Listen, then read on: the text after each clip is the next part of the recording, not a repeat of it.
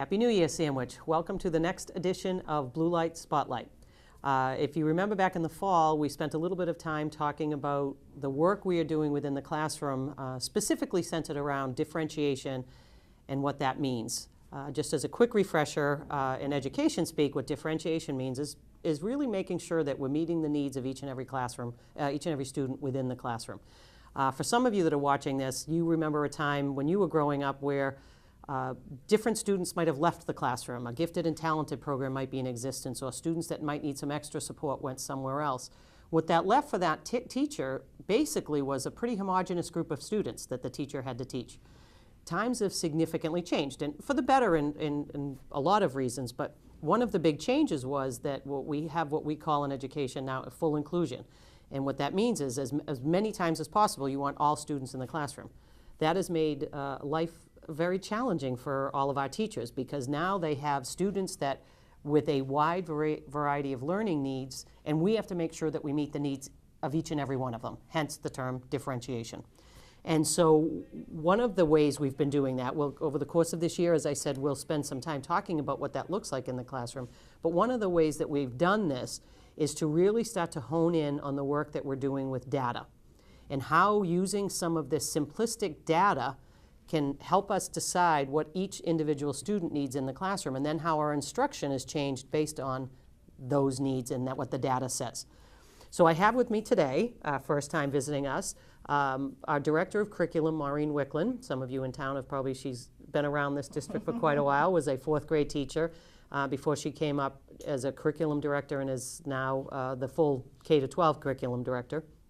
But she was a fourth grade teacher, and I think can really understand how data can impact in the classroom.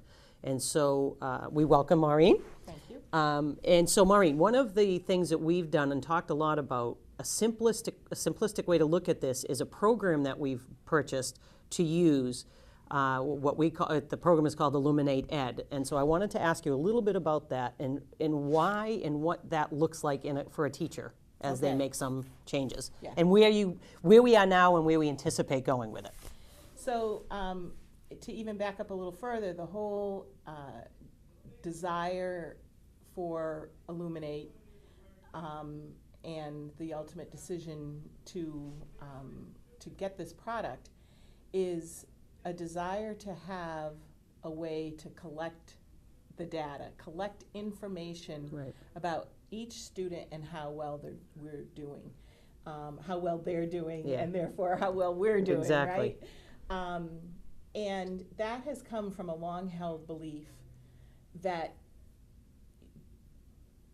using just the MCAS as a way to determine how well we're doing in our teaching and learning, and ultimately how well we're doing as schools and as a district is so narrow. And we've often used the expression that we want to be clear about the nature of our success, define the nature of our success, and what it is for a student to be successful, what it is for a teacher, and so on.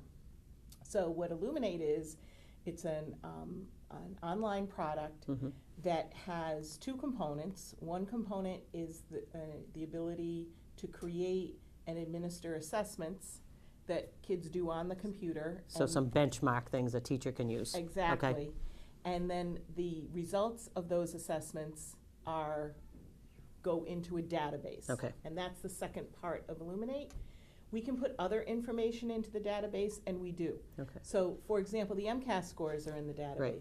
The PSAT scores are in the database, great. and the AP scores. So what we're able to do with that is look at assessments that we might do within the district that a student either takes using Illuminate or takes with paper and pencil, and we put the results into the database. And now we have all sorts of points of information, data points about how well a student is doing. And it's giving us a much broader idea of how each and every student is doing, and ultimately lets us know the effectiveness of our curriculum, the effectiveness of the work that we're doing with our kids. Right. So when we talk about data, We also want to say, sometimes we say, we want to call that information. So it's all the different kinds of information that a teacher has about how well a student is doing. And we want to put that at their fingertips. Exactly. Okay.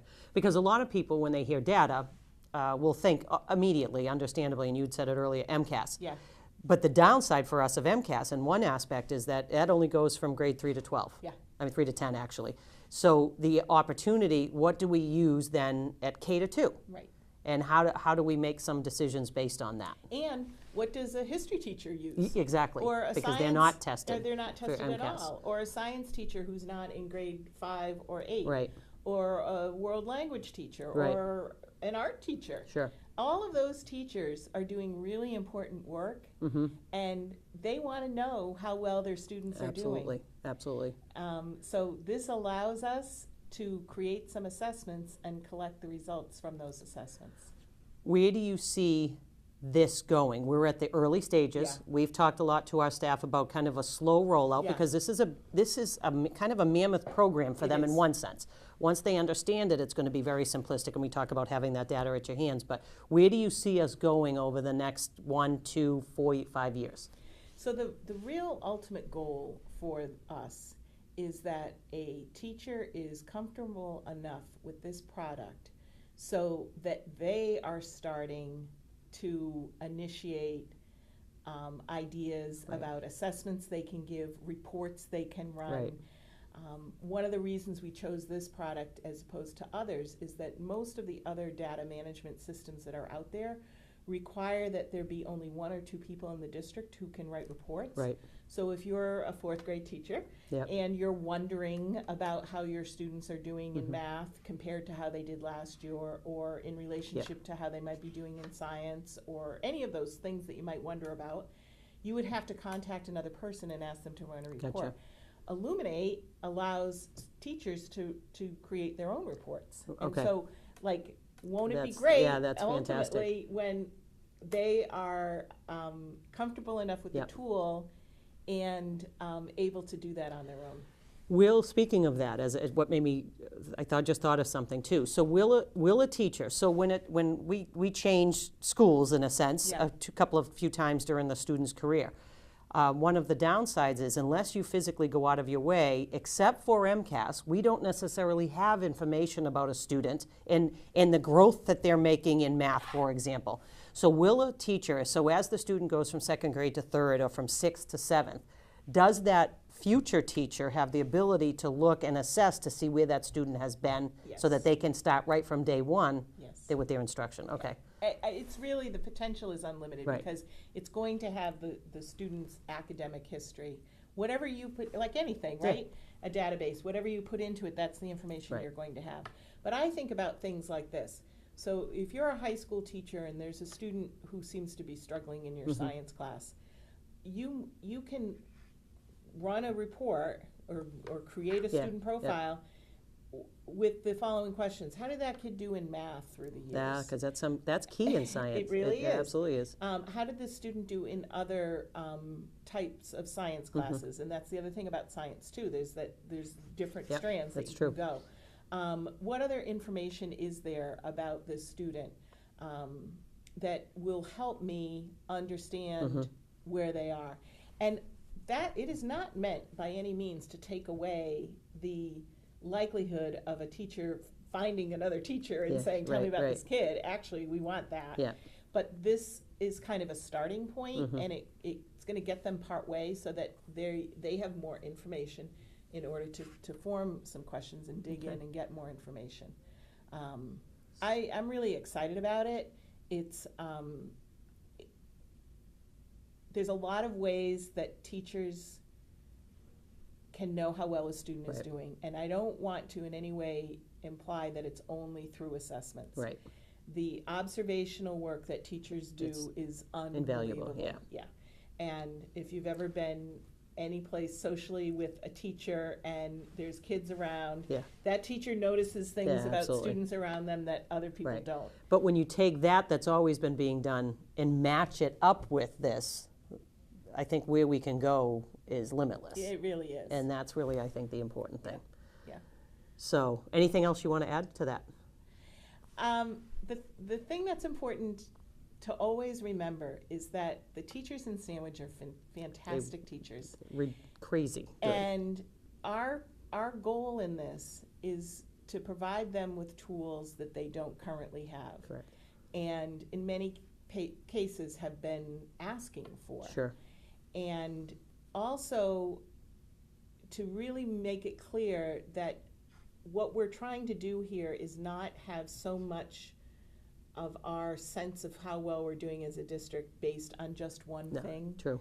But to really open it up and have it based on a lot of different, different types of information, and a lot of social emotional. You know, how are kids doing in that?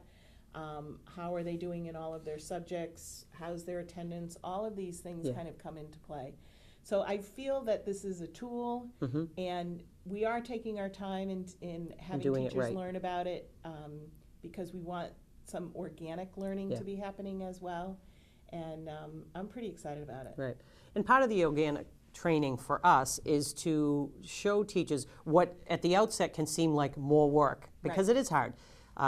We know teaching is a ridiculously hard profession, but now you add again what we've said about trying to meet the needs of every kid in that classroom.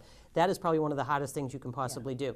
So what we're working on right now with the teachers is having them to see, getting them to understand that if we do this in a really succinct way, that maybe their lives will seem a bit easier in one sense, because they're not relying solely on their observational now, that they can arrange, you know, when you look in a third grade classroom, and if any of us walks in at any point and you see centers, teachers, those centers are designed specifically. What it doesn't seem like that to the layperson from the outside, but those are designed specifically around what those kids are learning. And we want the teachers to be able to have the ability to do that with even more information. And the other thing a teacher can do in that example, and that's a great example, is when they start to look at how students are achieving in certain standards. And that's the other piece of this that I didn't mention, is we're really focusing now on the Massachusetts frameworks and the standards. So all of the reporting that's done in Illuminate is connected to the standards. Correct. So they can give an assessment to their whole class and sort it and see that these 5 kids have mastered all of the standards. So their center will be a little different tomorrow. Right. That's correct, because they've shown we don't need to reteach them something. Exactly. And other kids show that they need additional teaching in one standard, so you make a small group of those kids, and it's, you know. It's impressive, and it's powerful, and I think that's the most important thing. So thank you for coming and explaining that to a lot of people. You're doing this every day, so I know you understand it better than anybody.